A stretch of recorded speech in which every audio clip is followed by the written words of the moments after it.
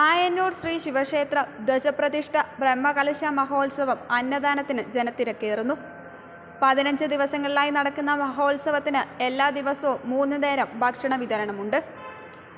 ആയന്നൂർ ക്ഷേത്രത്തിലെത്തുന്ന ഒരാൾക്കും വിശന്ന് തിരിച്ചു പോകേണ്ടി വരില്ല. ഏത് വിശേഷ ദിവസങ്ങളിലായാലും അങ്ങനെ തന്നെ.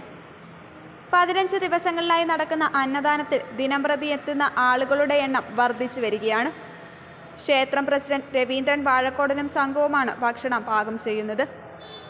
രാവിലെ ഉപ്പുമാവും ചായയും, ഉച്ചയ്ക്കും വൈകുന്നേരവും വിഭവസമൃദ്ധമായ സദ്യയും ഇവിടെ ഒരുക്കിയിട്ടുണ്ട്. ഇതോടൊപ്പം മാതൃസമിതി അംഗങ്ങളുടെ നിസ്വാർത്ഥ സേവനവും അവിസ്മരണീയമാണ്. ഭക്ഷണം കഴിച്ച് പാത്രവുമായി എത്തുന്നവരുടെ പാത്രം വാങ്ങി കഴുകി വൃത്തിയാക്കുന്നതും ഭക്ഷണമുണ്ടാക്കാൻ സഹായിക്കുന്നതും ഇവർ തന്നെ. ആയന്നൂർ മാതൃസമിതിക്കാർ അമ്പലത്തിൻ്റെ എല്ലാ പരിപാടികൾക്കും സജീവമായ പങ്കാളിത്തം വഹിക്കുന്നുണ്ട്. എല്ലാവരും നല്ല രീതിയിൽ കഷ്ടപ്പെടുന്നുണ്ട്, നല്ല രീതിയിൽ പോകുന്നുണ്ട്. കൂട്ടായ്മ നന്നായിട്ട് എല്ലാ കൂട്ടായ്മയാണ് നടക്കുന്നത്. ക്ഷേത്രം പ്രസിഡന്റ് രവീന്ദ്രൻ വാഴക്കോടന്റെ വാക്കുകളിലേക്ക്. ആയന്നൂർ ശ്രീ ശിവക്ഷേത്രത്തിലെ മഹോത്സവത്തിൻ്റെ 2ാമത്തെ സുദിനമാണിന്ന്.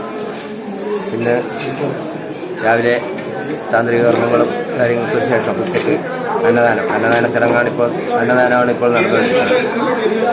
മോശമല്ലാത്ത രീതിയിലുള്ള ജനപങ്കാളിത്തം അന്നദാനത്തിന് ഉണ്ട്.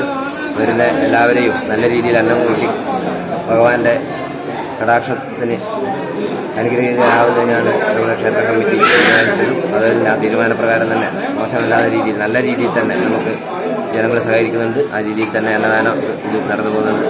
അന്നദാനത്തിലെ പങ്കാളികളായ എല്ലാവരെയും നന്ദിയോടെ സ്മരിക്കുകയാണ്.